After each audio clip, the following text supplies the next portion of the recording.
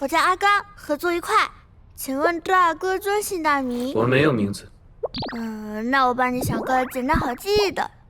张三怎么样？不要。对了，你再进来一下，有话跟你说。啊，怎么弄来着？没想到那块原石里竟然是核，但它到底是怎么摆脱控制的？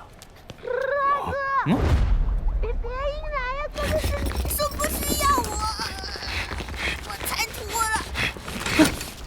摆脱控制竟然这么简单？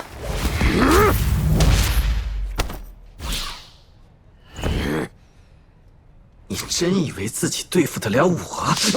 三位叔叔，先冷静一下。叔叔，不是，大哥们，他刚刚只是想再跟我深入讨论下合作的事儿，没恶意。这是想要蛊惑你，然后哄骗你和他签订什么契约？